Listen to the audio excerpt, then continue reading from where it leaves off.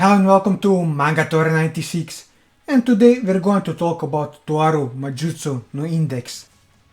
It's time to talk about Aleister Crowley's life that led him from abandoning magic to fully embracing science, with him being the founder of Academy City. Also, considering that he was born in the 19th century, there is a lot to cover in his life. That is why I decided to split this topic into two videos to make it more digestible, as Aleister really went through a lot in his life. But before we start, here's the spoiler warning, as I'll be spoiling a lot of things in this video, so if you don't want to be spoiled, I would highly recommend that you go and read the light novel, as it is an enjoyable read. For everyone else, let's start from the beginning of Aleister's life. Aleister's childhood was not a particularly happy one. His Christian parents, who held belief in God and influential position in the town, refused to listen or understand him, and considered him stupid for his lack of belief. Rather than protect or care for the boy as a parent should, they were more focused on ensuring that he acted proper. They sent him to a strict boarding school, believing it would place in him the strict spirit and understanding of God's teaching they desired.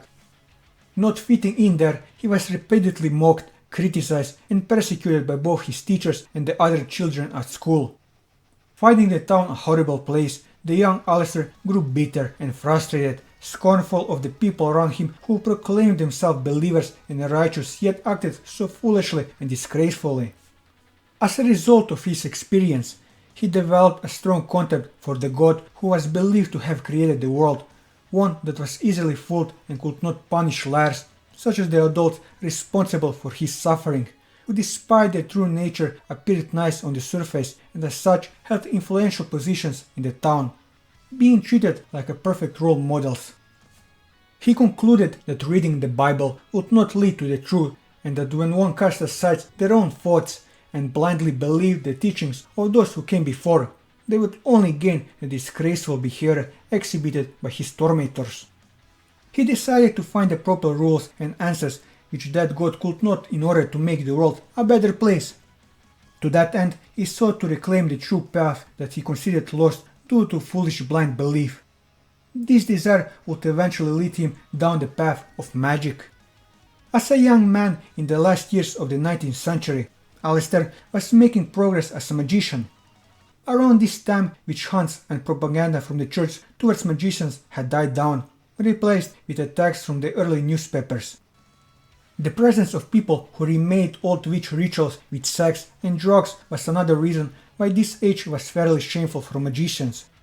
Although Aleister was involved in this kind of activity, unlike the others who had merely used the former as an excuse for the latter, he was logically and efficiently achieving results with it. At the time, the world's largest magic cabal was the Golden Dawn, which sought a unified theory to explain the truth of the world. With one of the founders having retired due to old age, there was internal competition between the two remaining founders, William Wynne Westcott and Samuel Liddell McGregor Matters. The two had conflicted views on how the cabal and magic should proceed as they worked towards their ultimate goal of discovering a unified theory and constructing a magic work kit that will bring endless possibilities for magicians. Being of an older age, Westcott advocated tradition and saw a need to compromise, while Matters wished to see progress even if it meant going into areas considered taboo and heretical at the time. Matters in particular wanted his name to be the one associated with the production of the Golden Dawn's research and sought to overwrite the individual pieces the other members had constructed with one of his own. The Golden Dawn was divided between them, though neither faction had completely control over the organization as a whole. Recognizing Aleister's ability and potential, Matters scouted him and invited him into the Golden Dawn, intending to use the young man's talents for his own purposes. Westcott was reluctant to have Aleister join the Cabal, and the others held similar sentiments. Shortly after he entered the Cabal, Aleister performed a talisman summoning ceremony in the presence of the two founders, the result of which reinforced their own sentiments. Despite being a relatively new member of the Golden Dawn, Aleister developed countless spells and spiritual items during his time in the Cabal. Some of his ideas, such as the Ionos, were considered extreme even for the Golden Dawn, and as such there were a fair number of people who didn't support them. He didn't have many friends within the Cabal, and most of his allies had their own reasons for doing so. However, there was one man who approached Aleister without ulterior motives, Alien Bennett, a friend and teacher whom Aleister would also call his one true mentor. Bennett would teach Aleister spiritual tripping, which will become one of Aleister's specialties and his primary offensive magic, as well as the secrets of his blasting rod, the true power of which Bennett had disguised as not to draw unwanted attention from the likes of Matters and Westcott. Bennett was also capable of divining the future, and one of his prophecies would greatly affect Aleister's path. In April of 1900, Aleister met with Bennett at his apartment, where his teacher foretold the future death of Aleister's first daughter at a young age from illness. Bennett explained to him about the phenomenon connected to this event, the sparks produced from the collision of the phases, which affects the balance of the fortune and misfortune and subtly influence the lives and fates of people across the world. He also described how the usage of magic increases the phases collision and causes more of those sparks, particularly with the magic based on unified theories such as the Golden Dawn's hermit-based magic. He confirmed to Aleister that the Golden Dawn were aware of the dangers of this phenomena, that their activities were contributing to it, but continued regardlessly, with Matters considering that as it could not be measured, it might as well not exist, and an unspoken understanding that they would be safe as long as they possessed the protection of Blight Rod's treasure. With Aleister resolving to take action against the Golden Dawn for the sake of his future daughter.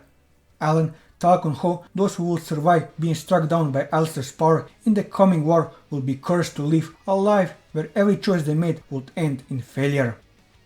Alan warned Aleister that if he was to curse and destroy the Golden Dawn, he would eventually have to turn the fangs he bared towards them on himself and swallow the poison he had concocted, bearing the same fate as those he had cursed.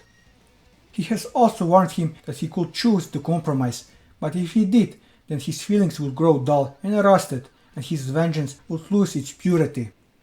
Having given Aleister everything that he needed, and when Aleister understood the consequences, Alan told him to kill him, as he too was a member of the Golden Dawn. Aleister reluctantly complied, shooting his teacher in the head with a spiritual tripping flintlock gun. Alan didn't resist, telling his friend to take care with his last words. Subsequently, Aleister launched an attack on Matters and a magical battle ensued, with both sides being evenly matched. Angered by Aleister's rebellion, Matters called him a fool for not sticking with him to receive the scraps of his success and argued that Aleister could avoid his daughter's death by simply not having one to begin with. Aleister responded by questioning Matters' own reason for marrying Mina, and his look angered Matters further. The battle then ended as Matters' reinforcement arrived, including Dion Fortune, Paul Force Case, Arthur Edward Wald, and Robert William. Remarking on Matters' true authority nature, Aleister retreated, but he had achieved his real objective, obtaining a sample of his blood.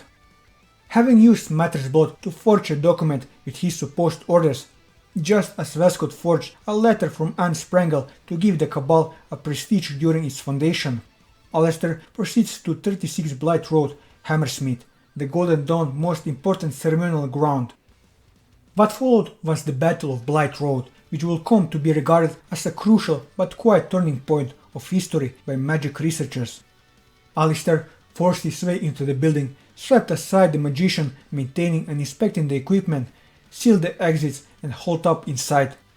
He also stole a number of tools from the armory, including the spiritual item referred to as Blight Road Treasure, an arrow made out of the right hand bearing Imagine Breaker. While in the office, he was contacted by Matters via automatic writing and revealed his intention in making the Westcott faction believe Matters ordered Aleister to occupy Blight Road. As Aleister had hoped, Matters was soon confronted by a furious Westcott at his headquarters and unable to prove to him how Aleister had framed him. As the two were in front of their subordinates and couldn't openly discuss or accept Westcott's forgery without compromising their own positions, Aleister's action triggered a war between the Matters and Westcott faction within the Golden Dawn, which raged into the darkness of London. Aleister didn't expect or intend for one faction to wipe the other out, taking advantage of the chaos to sneak in and attack members of both sides to fulfill his revenge. Whenever he killed a magician, he planted evidence pointing to the other side being responsible, resupplying from fallen enemies along the way. As the war escalated, further openings arose along with the opportunity to secretly enter areas normally unreachable. Eventually, an opportunity arose for Aleister to take out the founder, and he killed Vescod with the arrow Imagine Breaker, rendering his quasi-immortality useless. He then turned his attention to Matters, who had witnessed Vescod's death. After Matters argued that he could have remade his daughter as many times as necessary, Aleister threw the arrow at him. Matters managed to repel and destroy it at the cost of his arm and many of his symbolic weapons.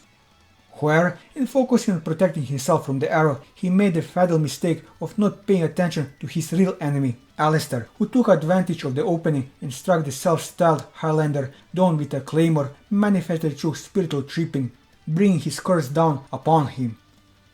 As Aleister expressed his anger and sorrow at not only his daughter's future death, but also the tragedies filling the world and how people give up rather than stand against them. Matters managed to set off a few more explosions at point-blank range, but ultimately Aleister was the one left standing.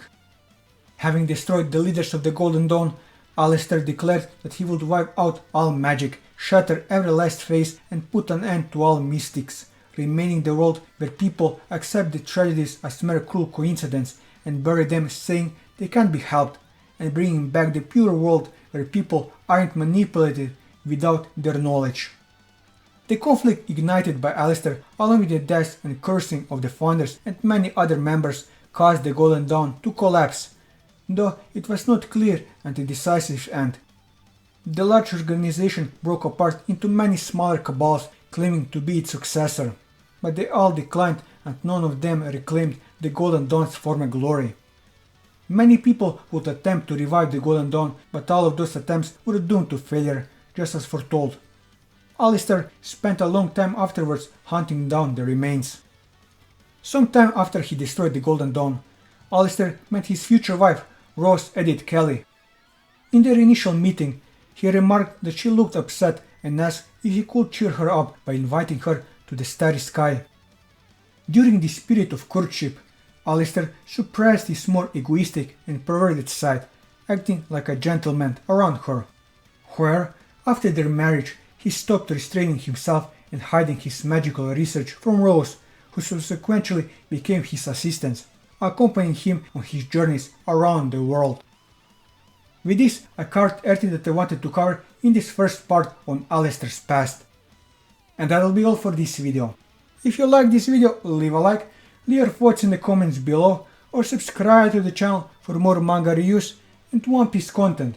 And until next time, take care.